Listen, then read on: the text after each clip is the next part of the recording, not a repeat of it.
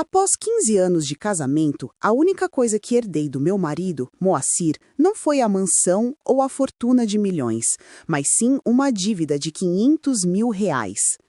Meu filho Lucas herdou todo o patrimônio e, no auge da sua ganância, me expulsou de casa com palavras cruéis. Vá viver na sua kitnet e não volte aqui. Nunca te suportei. Mas o que ele não sabia é que, após encontrar algo, tudo mudaria.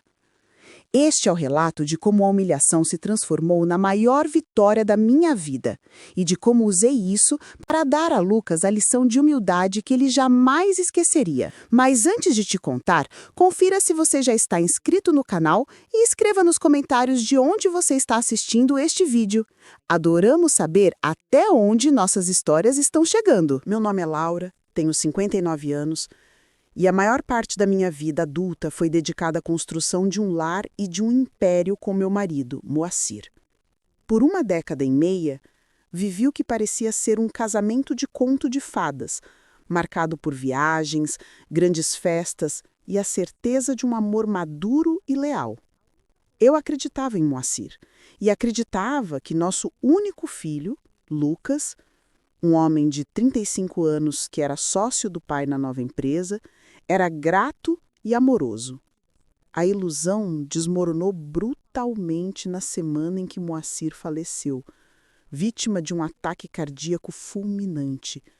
A dor do luto mal tinha sentado quando fomos convocados para a leitura do testamento, na luxuosa e sombria sala de reuniões do Dr. Mendes, um advogado conhecido por sua frieza e precisão.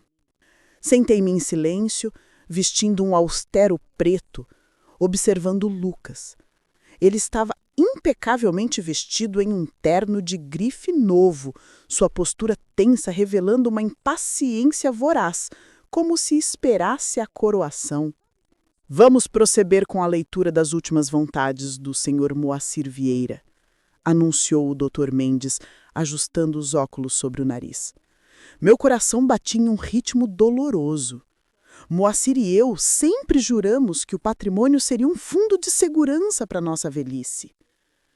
A minha esposa, Laura, de 59 anos, leu o advogado em tom monótono.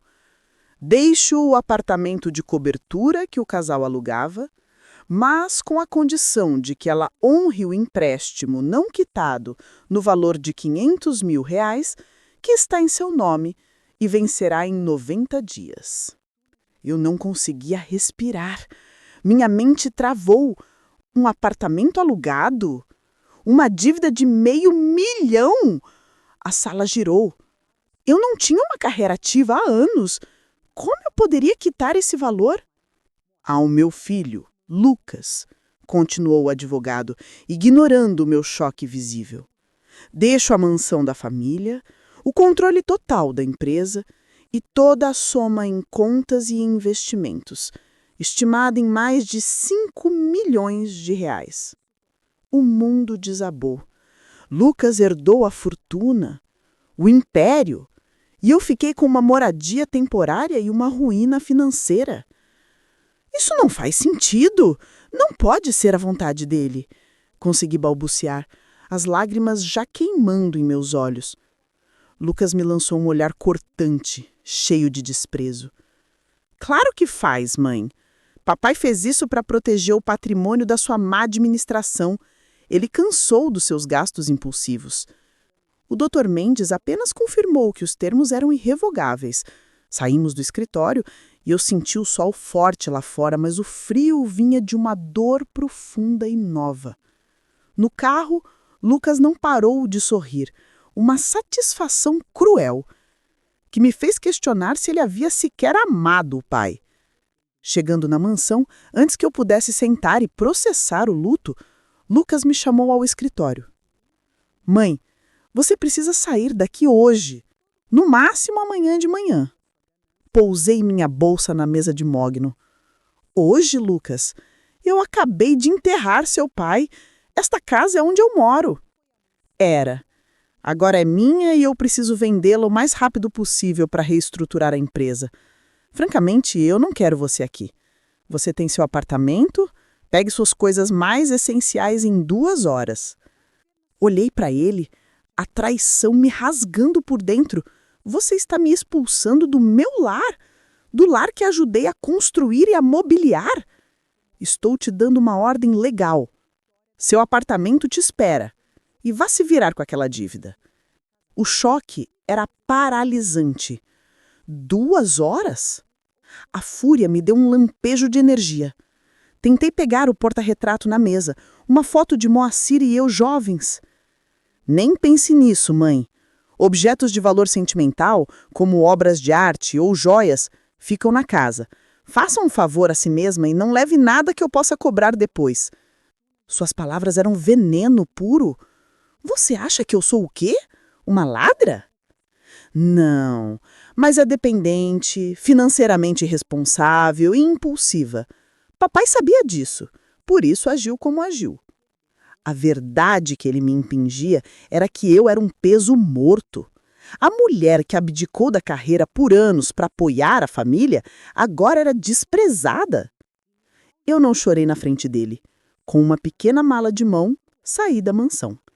Vi Lucas na porta com os braços cruzados, a imagem do herdeiro vitorioso. Aquele era o ponto mais baixo da minha vida. Mas enquanto dirigia para o apartamento, uma suspeita começou a crescer. Moacir não faria isso. A dívida, o aluguel, havia alguma coisa errada. O pequeno apartamento alugado era sufocante. A dívida de R$ 500.000 era uma nuvem negra. Eu não tinha sequer o dinheiro para pagar o táxi de volta do velório de uma amiga. No terceiro dia, minha irmã Sandra me ligou, a voz cheia de cautela e julgamento. Laura, o que você fez? Lucas me ligou dizendo que você invadiu o escritório dele e ameaçou o Dr. Mendes de processo por fraude. Ele está muito preocupado. Sandra, isso é mentira. Eu não vi mais. Ele diz que você está obcecada com o dinheiro, que está descontrolada, que tentou roubar um relógio de valor inestimável da mansão. Lucas disse que você está tendo um colapso emocional, que ele só quer proteger a memória do pai de seus ataques de ganância. A narrativa dele estava destruindo a minha vida social. Minha nora Regina cancelou o convite de Natal, dizendo que a presença de alguém em colapso seria incômoda. Minha prima Márcia sugeriu por e-mail que eu procurasse ajuda psiquiátrica. A cada ligação, eu me tornava a vilã, gananciosa e desequilibrada. Uma semana depois, Lucas apareceu na porta do meu apartamento, claramente para checar a miséria de perto e se regozijar. Oi, mãe, disse com um sorriso debochado, entrando sem ser convidado. Nossa, que lugar pequeno! Mal cabe você e a sua dívida. O que você realmente quer, Lucas? Vim te avisar. Estou vendendo a mansão na semana que vem. Fechei um ótimo negócio com uma construtora. Você tem certeza que não esqueceu nada de valor sentimental que eu possa jogar fora antes de entregar as chaves? Meu sangue ferveu. O que você está falando para a família, Lucas? Por que está fazendo isso? Ele se inclinou, baixando a voz num sussurro venenoso. Pense bem, mãe.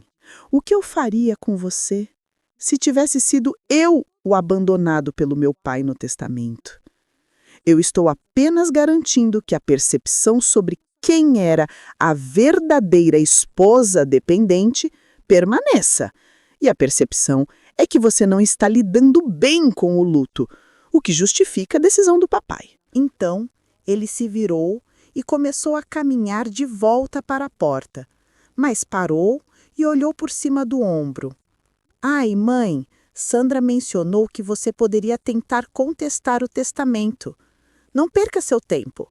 Papai trabalhou com o melhor advogado do estado, o Dr. Mendes. Tudo está legalmente selado e incontestável. Se você tentar algo, só vai ficar sem o pouco dinheiro que tem para pagar a dívida. Depois que ele se foi, fiquei na porta entreaberta por um longo tempo, sentindo a humilhação penetrar fundo na alma. A realidade era que eu não apenas havia perdido meu lar e meu conforto, mas Lucas havia destruído, metodicamente, minha reputação social com mentiras bem contadas. Naquela noite, enquanto tentava desesperadamente fazer o orçamento de despesas com caneta e papel, refleti sobre os últimos 15 anos. Eu tinha sido realmente uma esposa tão ruim, uma mãe tão dependente. Lembrei de quando Lucas tinha 10 anos e quebrou o braço no esqui. Passei 3 noites seguidas no hospital, dormindo em uma cadeira dura, segurando sua mão, enquanto Moacir estava em viagem de negócios. Lembrei de todas as viagens que sacrifiquei, de todas as recepções que organizei para o crescimento de Moacir, de todas as noites que fiquei acordada para dar apoio emocional à nova empresa dele. Lembrei, com uma pontada no estômago, de quando Moacir precisou de garantias bancárias em 2010 e eu assinei o empréstimo, usando o meu nome, porque ele disse que era importante manter o nome da empresa limpo para grandes investidores. Aquela era, afinal, a dívida de R$500 mil. Essas coisas significaram algo para ele? Significaram algo para Lucas? Aparentemente não. 2 semanas depois de me mudar, meu vizinho, senhor Antônio, um homem mais velho que conhecia Moacir há anos, veio me visitar. Laura, ele disse, apertando minha mão com simpatia, sinto muito por Moacir e sinto ainda mais pelo que está acontecendo com você. Conheço seu filho, mas seu marido, ele era um homem inteligente, muito inteligente. Ele odiava que as coisas não estivessem no lugar certo. Ele prezava a ordem oculta. Na época, a frase do Sr. Antônio parecia apenas uma observação melancólica sobre um homem obsessivo por ordem, mas suas palavras ficaram comigo, insistentes, como um enigma a ser decifrado. No final do meu 2º mês no apartamento, eu havia perdido peso. Minhas mãos estavam ásparas de tanto trabalho e limpeza. Meu cabelo havia perdido o brilho. E novas linhas de preocupação haviam aparecido ao redor dos meus olhos. Mas havia algo mais, uma nova dureza em mim, uma determinação silenciosa que crescia a cada dia, alimentada pela raiva de Lucas. Em uma manhã, decidi arriscar tudo. Tinha que voltar à mansão uma última vez. Precisava de uma desculpa, então liguei para o corretor de Lucas, fingindo ter esquecido documentos de imposto na estante. Armada com coragem, desci ao escritório de Moacir, um espaço que Lucas, em sua arrogância, ainda não tinha tocado. Enquanto procurava o livro de receitas da minha avó, senti algo sob meu pé. Uma peça de xadrez de marfim, solta, parcialmente enterrada sob uma das tábuas do assoalho. Era um rei, pesada, com um design ornamentado de estilo antigo. Segurei-a contra a luz do sol, girando-a entre os dedos. Aquele rei parecia guardar um segredo. No apartamento, examinei a peça de xadrez mais de perto. Tinha pequenos símbolos gravados que me pareciam estranhamente familiares, como se pertencessem a uma linguagem antiga. Pela primeira vez em meses, senti algo além do desespero, curiosidade e esperança. Eu não sabia que aquela peça mudaria o rumo da minha vida, mas sabia que era a pista que eu esperava. A obsessão me consumiu. Carregava o rei de marfim no bolso, examinando toda a noite, tentando decifrar seu propósito. No 4º dia após encontrá-la, tive a intuição de que a resposta estava na mansão. Com a ajuda de um chaveiro amigo, consegui entrar na mansão novamente. Desci ao escritório de Moacir, onde as paredes eram de madeira escura e o chão estava intacto. No fundo da sala, havia uma pintura de paisagem inframada na parede, ligeiramente torta, algo que sempre me incomodou na época em que morava lá. Meu coração disparou. A moldura parecia esconder algo, Me aproximei. Na lateral da moldura havia um pequeno orifício de fechadura quase invisível, com um design que parecia ter o formato exato da base da peça de xadrez. Com as mãos trêmulas, peguei a peça do meu bolso e a inseri no orifício. Ela se encaixou perfeitamente.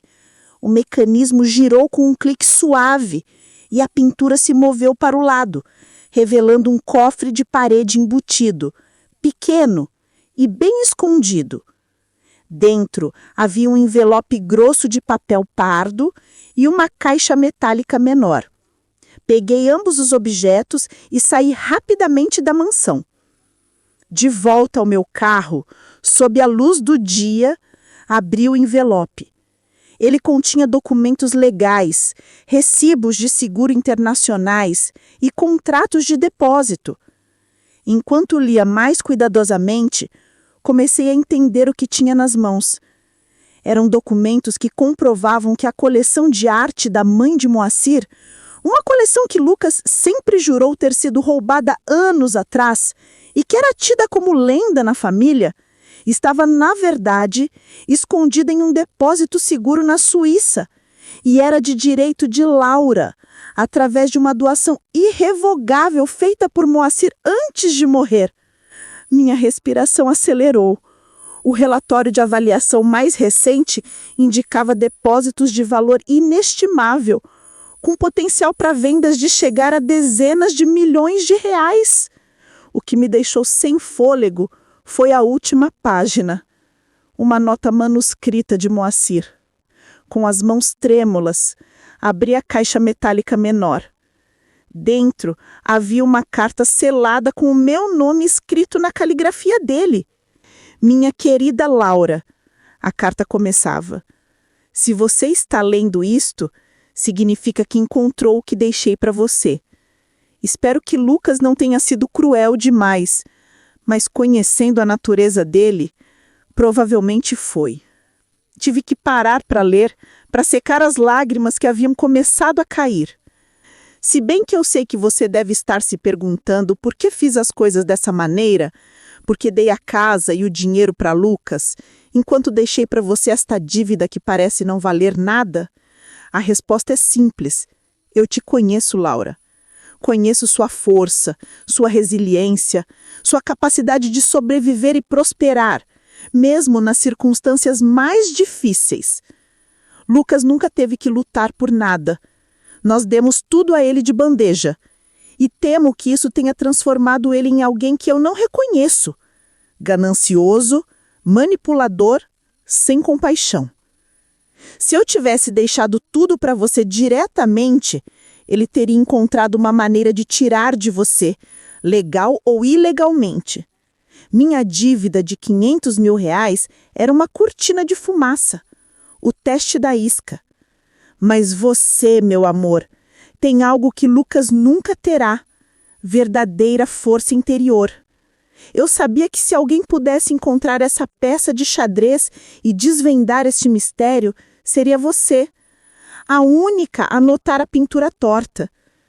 Considere isto um teste final, em que Lucas nunca teria passado, pois ele só vê o valor aparente. A coleção de arte vale muito mais do que a mansão e o dinheiro que eu deixei para Lucas. Mas mais do que isso, ela é sua liberdade, sua independência, sua chance de viver o resto da sua vida nos seus próprios termos, sem depender de ninguém. Há mais documentos sobre o seguro no cofre do banco, numa caixa de segurança registrada em seu nome. O número do cofre está no verso desta carta. Use-o com sabedoria. Eu te amei por todos os nossos anos juntos, Laura. Lamento ter te colocado nesse teste, mas eu sabia que você era forte o suficiente para superá-lo. Agora, viva, viva por nós dois. No final da carta havia um número, 186. Fiquei sentada no meu carro por um longo tempo, lendo e relendo a carta, sentindo uma mistura de amor, dor e uma gratidão avassaladora por Moacir. Ele havia orquestrado tudo. O testamento, que parecia a maior crueldade, era na verdade sua forma brilhante de me proteger de Lucas e, ao mesmo tempo, me dar um tesouro que ele nunca poderia tocar. Havia algo de épico em sua vingança póstuma. Por quanto tempo ele soube que nosso filho era capaz de tanta crueldade? Quando ele viu a pessoa em que Lucas havia se transformado? Naquela noite, pela primeira vez em meses, não me senti desesperada, abandonada ou traída. Senti poder. Lucas pensava que havia me destruído, que havia vencido. Ele não fazia ideia do que eu realmente havia herdado. No dia seguinte, dirigi até o banco na cidade vizinha. O cofre 186 continha ainda mais documentos, relatórios de autenticidade, recibos de seguro e correspondência com 3 grandes casas de leilão, todas interessadas na coleção de arte Vieira. O valor de avaliação mais recente, datado de uma semana antes da morte de Moacir, era de 8 milhões de reais. Enquanto eu voltava para o meu apartamento alugado, não conseguia parar de pensar em Lucas, provavelmente na mansão, esbanjando dinheiro. Ele não sabia que sua mãe, a mulher que ele tratou como bicho, acabara de se tornar milionária. Mas ainda não era o momento da revelação. Eu tinha que decidir exatamente como usaria esse novo poder. Os dias seguintes foram um turbilhão de investigação silenciosa. Decidi que minha execução seria tão meticulosa quanto o planejamento de Moacir. Primeiro, entrei em contato com um advogado de renome, o Dr. Rodrigues, especializado em Direito Internacional de Propriedade e Transações de Arte. Quando lhe mostrei os documentos, seus olhos se arregalaram. Senhora Vieira? Disse ele, isso é extraordinário. Seu marido tinha documentação impecável. Esta coleção de arte é legítima e está completamente separada de qualquer outra herança. Ela está especificamente em seu nome, através de uma doação irrevogável e não pode ser contestada ou reivindicada por Lucas. Seguindo seu conselho, contratei um avaliador de arte independente, o Dr. Castro. Por 3 dias, ele analisou os catálogos detalhados e os recibos. Enquanto isso, eu mantinha a fachada da mulher abandonada que lutava para sobreviver. Mas comecei a monitorar o comportamento de Lucas. As fofocas na cidade eram minhas melhores espiãs. Aquele Lucas Vieira está gastando dinheiro como se fosse água, murmurou a senhora Torres no supermercado. Comprou 3 carros de luxo e uma cobertura na praia. E a viagem para as Maldivas que está planejando? 1 mês nos melhores resorts, custando o valor de uma casa. Ouvi essas conversas com fascinação estratégica. Lucas estava fazendo exatamente o que Moacir havia previsto, esbanjando dinheiro sem qualquer plano ou consideração. Uma semana depois, o Dr. Castro me entregou seu relatório final. Senhora Vieira, a coleção é um tesouro literal. As peças mais raras e 3 pequenas esculturas medievais que foram dadas como perdidas. Conservadoramente, o valor de venda poderia chegar entre 12 e 18 milhões de reais. Possivelmente mais, se as esculturas forem vendidas em leilão separado. 18 milhões de reais, quase 4 vezes mais do que Lucas havia herdado. Moacir tinha sido um gênio. Minha investigação sobre Lucas se aprofundou. Numa tarde no banco, ouvi sua voz alta e tensa. Preciso de informações sobre empréstimos usando a casa como garantia. Tem algumas despesas grandes chegando e o dinheiro está apertando. Empréstimos contra a mansão? Ele já estava gastando mais do que tinha disponível. Esperei ele sair e conversei com o caixa, um jovem que não resistiu a fofocar. Não vi alguém gastar dinheiro tão rápido. Saques grandes quase todos os dias. E agora o senhor Vieira está desesperado para fechar o empréstimo para pagar o primeiro empréstimo. Lucas não estava apenas gastando a herança de Moacir. Estava cavando um buraco financeiro com uma velocidade impressionante. Naquela noite, revisitando os documentos de Moacir, encontrei uma nota escrita na margem de um relatório antigo. Lucas nunca teve paciência para as coisas que realmente importam. Ele sempre quis gratificação imediata. Laura, por outro lado, entende o valor de esperar o momento certo. Moacir me conhecia. Ele usou a vequeza de Lucas como minha maior arma. Minha decisão estava tomada. Era hora de transformar minha coleção de arte em realidade. Mas eu faria isso com paciência. Lucas teria sua surpresa, mas primeiro ele teria sua queda total. Nos meses seguintes, minha vida se transformou em um jogo de xadrez de alto risco. E eu estava no comando. Mantive a fachada de viúva pobre e lutadora, participando de entrevistas de emprego para posições de meio período, mas, nos bastidores, eu me movia como uma empresária milionária. Com a assessoria do Dr. Rodrigues, o processo de venda das peças de arte mais valiosas foi iniciado. O primeiro lote, uma rara escultura medieval e 2 pinturas pequenas, rendeu o suficiente para eu quitar a dívida de R$500 mil que Lucas pensava ser meu fardo e comprar um apartamento novo. Não era mansão, mas era uma cobertura modesta, sofisticada e totalmente minha, em um bairro vizinho, garantindo o sigilo de minha nova vida. Eu era uma milionária silenciosa investindo em meu futuro. Enquanto eu florescia, o destino de Lucas se desenrolava em uma espiral previsível. Sua impulsividade era minha maior aliada. Ele hipotecou a mansão para pagar os primeiros empréstimos e, em seguida, usou o dinheiro para financiar mais extravagâncias e investimentos de risco na empresa de Moacir, sem qualquer estudo de viabilidade. O colapso financeiro era iminente. Em um almoço casual, minha amiga Márcia, que trabalhava no mercado financeiro, me deu a notícia que eu esperava. Laura, você não vai acreditar. O Lucas, seu filho, está com problemas gravíssimos. Ele tentou fechar um empréstimo gigantesco de última hora, mas o banco recuou. Disseram que o negócio de Moacir está afundando e que a hipoteca da mansão está quase estourando. Ele está desesperado para fazer uma venda rápida e grande para salvar o que resta. A reputação de má gestão de Lucas havia se espalhado por toda a cidade. Ele estava prestes a perder tudo o que havia herdado. E a mansão da família, o orgulho de Lucas, corria o risco real de ir a leilão por dívidas. Cerca de 3 meses após minha mudança para a nova cobertura, recebi uma ligação de Lucas. Não era um pedido de desculpas, mas uma ordem disfarçada de súplica. Mãe, você precisa vir à mansão esta noite. Vamos dar um jantar de negócios importantíssimo. A última chance para conseguir um investidor. Você tem que vir e fingir que está tudo bem. Sua presença dá um toque de estabilidade familiar que os investidores gostam de ver. É essencial, mãe. Eu mal consegui segurar o riso. Ele precisava de mim como um adereço, um símbolo vazio de normalidade para enganar o mercado. Lucas, eu mal tenho dinheiro para o táxi. Como vou parecer estável se estou vivendo de bicos? Não seja ridícula. Visto o melhor que tiver, qualquer coisa e venha. E, pelo amor de Deus, não mencione o testamento, a dívida ou onde você está realmente morando. Apenas sorria e diga que estamos superando o luto juntos. Por favor, mãe, é a minha vida. Aceitei. Era a hora perfeita para minha vitória silenciosa.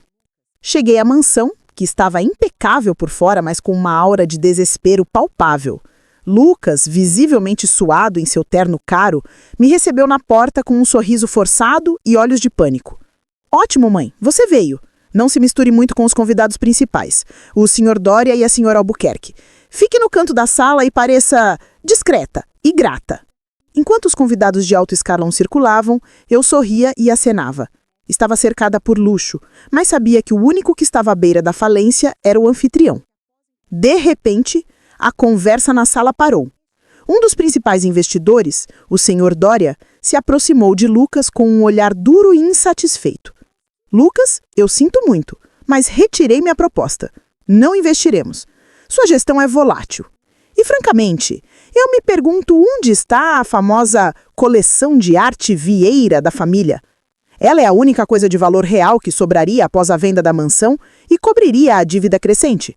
Seu pai sempre disse que era uma fortuna. O rosto de Lucas empalideceu.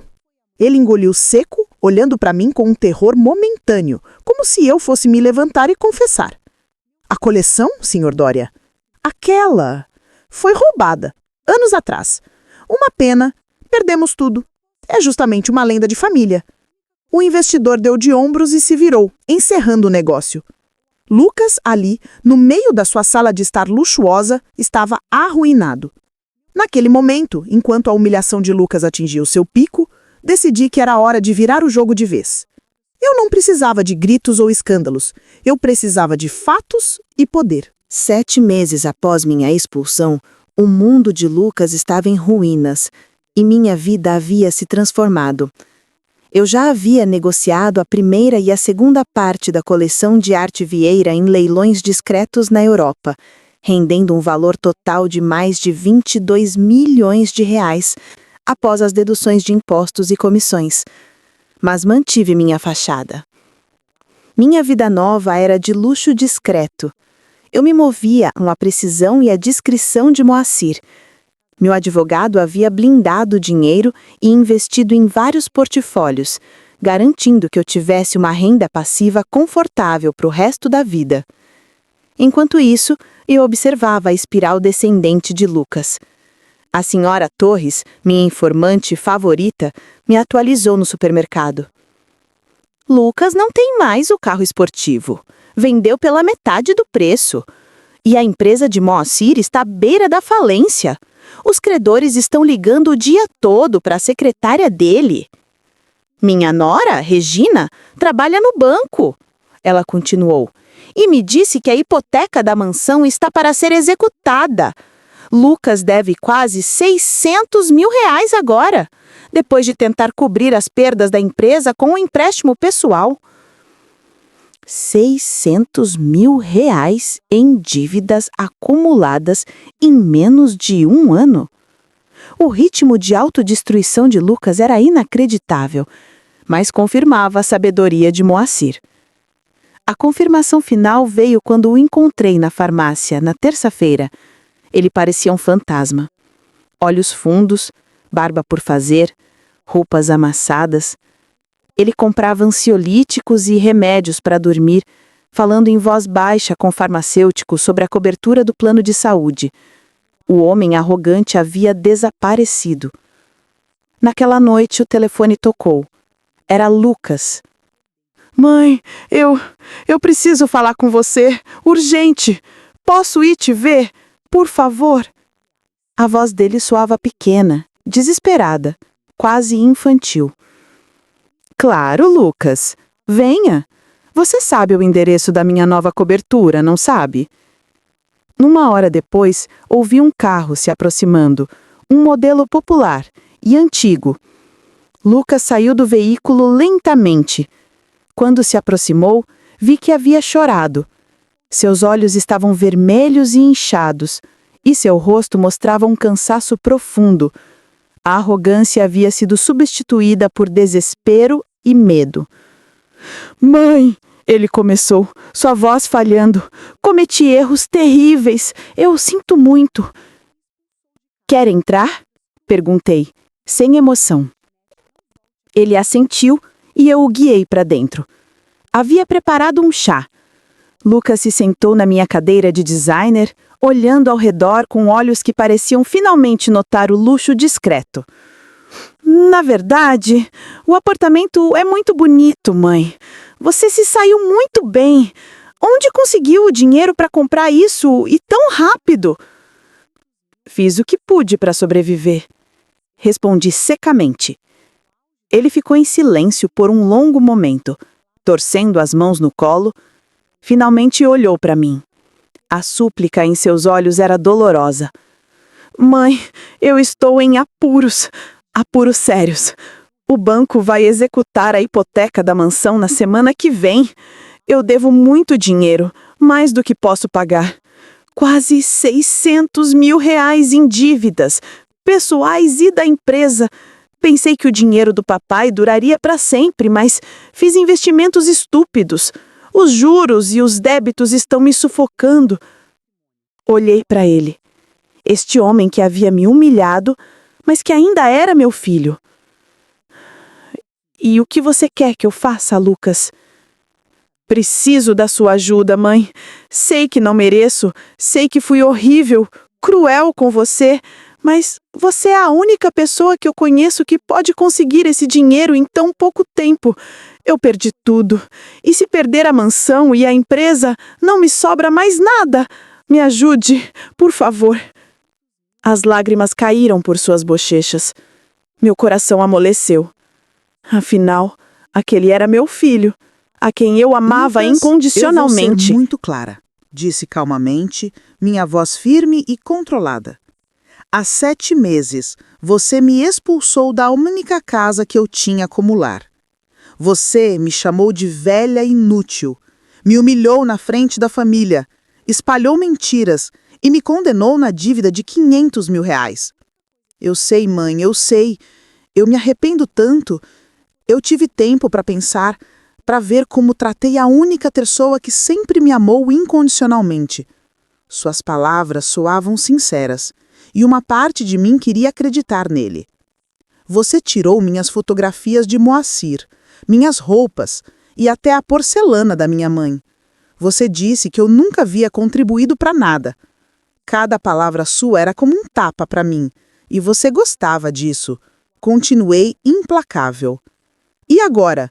Você vem a este apartamento que considerava indigno de mim, me pedindo 600 mil reais em ajuda? Diga-me, Lucas, o que mudou? Eu sou uma boa mãe apenas porque você precisa de dinheiro? Não, mãe, não é isso. Eu percebi o que fiz. Eu percebi que você é a única pessoa que me amou de verdade. Sabe o que aprendi morando sozinha, Lucas? Perguntei. Aprendi que posso sobreviver sem você. Aprendi que não preciso da aprovação de ninguém para ter valor. Aprendi que, às vezes, as pessoas que mais nos machucam são as que menos merecem nossa ajuda. Mãe, por favor, eu te pago. Quando eu reestruturar tudo, eu te pago 700 mil reais com juros, o que você quiser. Com que dinheiro você vai me pagar, Lucas? Pelo que eu vi, você gastou toda a herança em menos de 1 ano. O que te faz pensar que, sem a mansão, você poderá pagar dívidas de 600 mil reais? Ele ficou em silêncio. Ambos sabíamos que ele não tinha resposta. Levantei-me e caminhei até a janela. Eu havia fantasiado com este momento, imaginando-me impiedosa, dando a ele o gosto do seu próprio veneno. Mas vendo-o realmente quebrado, meus sentimentos eram mais complexos. Lucas, por favor, sua voz era suplicante. Eu sei que não tenho direito, mas se eu não conseguir esse dinheiro, vou perder tudo. A mansão, a empresa, o que resta do legado do papai. Tudo! Virei-me para olhá-lo. E por que isso deveria me importar, Lucas? Quando você tinha tudo e eu não tinha nada, você se importou com o meu bem-estar? Não, ele sussurrou, a cabeça baixa. E eu me odeio por isso, juro. O momento da decisão havia chegado. Eu poderia ser cruel como ele foi, ou poderia ser a pessoa que Moacir acreditava que eu era, forte, mas capaz de misericórdia. Lucas, disse finalmente, vou te fazer uma oferta. Uma única e inegociável. Os olhos dele se iluminaram com uma esperança desesperada. Vou te ajudar, mas não como um presente, e sim como um empréstimo com termos muito específicos. Qualquer coisa, mãe, eu aceito qualquer termo. Você ainda não ouviu os termos. Sentei-me novamente, observando o seu misto de esperança e temor. Estes são os meus termos, comecei. Vou te emprestar 600 mil reais para cobrir todas as suas dívidas. O empréstimo terá 5% de juros anuais a ser pago em 10 anos. Isso é mais generoso do que qualquer banco. Ele assentiu freneticamente. Aceito, é muito justo. Mas há mais condições. Pelos próximos 5 anos, você trabalhará para mim todo sábado. Você virá aqui e me ajudará com a manutenção do meu apartamento, organização de documentos, o que eu precisar. Sem reclamações, sem desculpas, sem faltas. Ele engoliu seco, mas assentiu. Tudo bem. E toda vez que você vier, falará comigo com respeito.